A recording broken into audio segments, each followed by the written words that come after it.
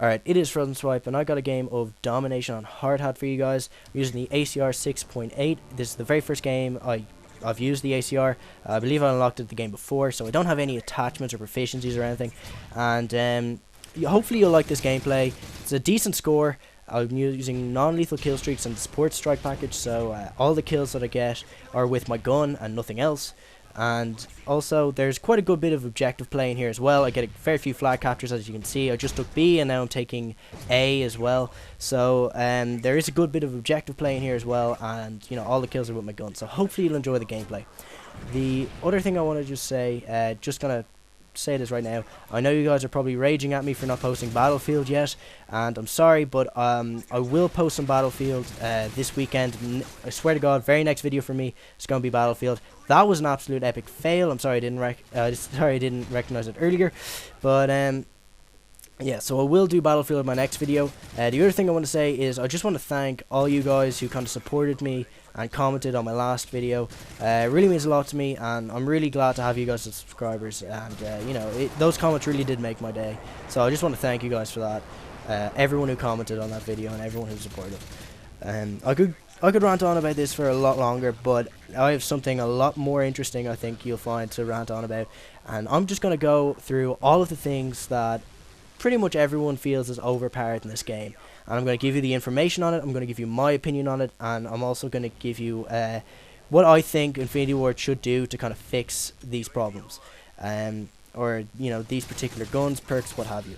So the first thing I'm going to talk about in this game, or in this commentary anyway, is the Type 95. I'm sorry, I know a lot of you guys use it, and I know a lot of you are very fond of it, but you've got to admit, it is just a little bit overpowered at least, because this gun has very high damage rate. This gun does 55 to 20 damage. Now, while it does take 5 shots to kill at long range, it's a 2-shot kill up close. And seeing as most of the maps in this game are very small, so I mean, you're only ever gonna come into close and medium range encounters in this game, particularly in Modern Warfare 3, because the maps are very small. You know, most of the time, most of the encounters you are going to engage in, you're gonna have the potential to have a 2-shot kill, or you know, so it's only ever gonna take 1 or 2 bursts to kill a guy. And frankly, that is just way too much in my opinion. I think all Infinity Ward have to do in this game is just give it the same damage as like the M16 A4. So I've heard no one argue about the M16, saying that that's overpowered. So I think they should just do it like that. In case you're wondering, the M16 does, or the M16 A4 I should say, does 45 to 25 damage, which means it's a 3 to 4 shot kill. So up close, it's only going to take 3 bullets to kill someone, which means it's going to take 1 to 3 bursts. The potential for a 1 burst kill is still there, but you're more likely to take 2 bursts to kill someone. And at long range, it only takes 4 bullets to kill someone, so it's a 2 to 4 shot kill at long range. I think if they did that, I would have no gripes with the gun whatsoever. But they really do need to nerf the maximum damage on that gun, and they need to do something about it, because 2 shots is just, you know, 55 damage is just too much. The second thing I want to go on to is the FMG9. Now, this gun does 40 to 20 damage, which means it's a 3 to 5 shot kill. However, it has incredibly low range, so it has about the same range as the shotguns. So most of the times, unless they're up really close, it's probably going to be a 5-shot kill to kill someone. However, this is offsetted by its incredibly high rate of fire. This gun fires at 1034 RPM. So when you use Akimbo with this gun, it doubles the rate of fire, which means that when you use Akimbo, this gun fires at 2068 RPM. And with the potential for a 3-shot kill up close, that is just way too much firepower. And I mean, you've even seen it. When you see a guy firing Akimbo FMG9s, it looks like he's firing like an AA-12 or something. Like, it is just ridiculous how much firepower these things have. Personally, I think this can be fixed quite simply. What they did with the Scorpions in Black Ops actually was that they made it so that you know, in general the Scorpions have the potential for a 2-shot kill, because it has a 50 to 20 damage, I believe, in Black Ops. But when you dual wield it, they made it so that it drops down to 40 to 20 damage. I think they could do something similar here. I think they should make it so that when you put Akimbo on this gun, it drops the maximum damage down to something like 30. So that way it does 30 to 20 damage and will take 4 to 5 shots to kill someone, and hopefully that might you know, kind of bring it back into balance. Also, maybe if they increase the size of the hipfire box when using Akimbo, that might also help bring it into balance as well. And hopefully if they do that, you know, it won't be too bad. The next thing I want to go on to is the PP90M1. A lot of people think this gun is overpowered. Me, not too much. I think the first two are a lot more overpowered than this gun, but I can see why people would think that. This gun does 42 to 17 damage, which means it's a 3-shot kill up close and 6-shot kill at long range. However, this is offset again by its very high rate of fire of 1000 RPM. Now, its main advantage is the fact that it fires so quickly, but it also has quite low recoil. The recoil on this gun is very controllable and very manageable, which means that you have an incredible rate of fire at your disposal, but you can also control it very well. So I think the easiest thing for them to do, I don't think they need a damage nerf or anything like that. I think they just need to increase the recoil in this game, on this gun, and you know, that should do it. I think it should do, at the very minimum, I think it should have about the same recoil as something like the P90, which actually fires slower than the PP90M1. But the main thing that I want to get onto, and it's something that's absolutely mind-boggling as to why Infinity Ward would put this in this game.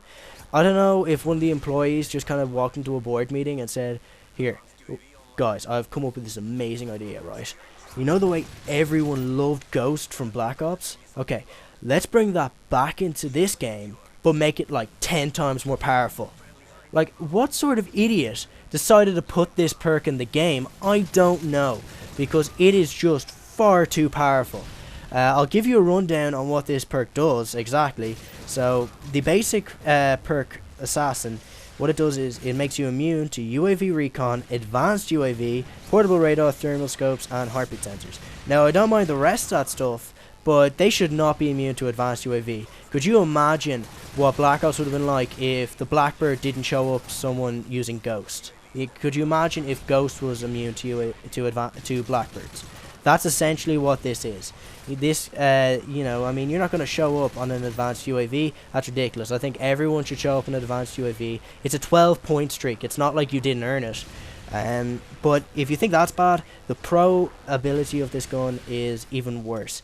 When you get Assassin Pro, you become immune to counter UAVs and EMPs. As well as that, you also it also removes the red crosshair and name tag when you're being aimed at.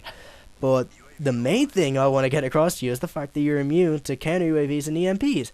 I think that's just ridiculous, because, I mean, Assassin Pro all by itself pretty much just makes you completely immune to anything the support strike package can throw at it, apart from maybe a stealth bomber or a Juggernaut recon. But I mean, more often than not, if you're running the support strike package, you're probably running something like I am here. You know, UAV, counter UAV, advanced UAV, or like EMP. EMP is another common one that I see, and personally, I think that, you know, if I was unlucky enough to run against a team using Assassin, all of my kill streaks are pretty much worthless right there, you know.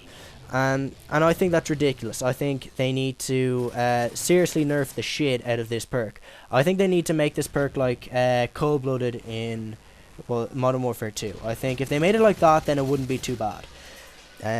So, I mean, I think, yeah, okay, I don't mind them being immune to UAV, because, I mean, it is quite easy to get a UAV. I mean, it's only, you know, a 3 kill streak or a 4-point streak if you're using support. So it's pretty easy to get, but it should not be immune to advanced UAV, because that's a 12-point streak. You have to actually earn an advanced UAV, and, you know, that perk just makes them immune to it. That's ridiculous. You know, I don't mind it being immune to portable radar, thermal scopes, or heartbeat sensors. I don't mind that. And then the pro version, I think, should only remove the red crosshair and name tag. I don't think they should be immune to counter UAVs and EMPs, because, I mean, they only last for a limited time anyway. And they've been in other games before, and they've never had a perk to counter them.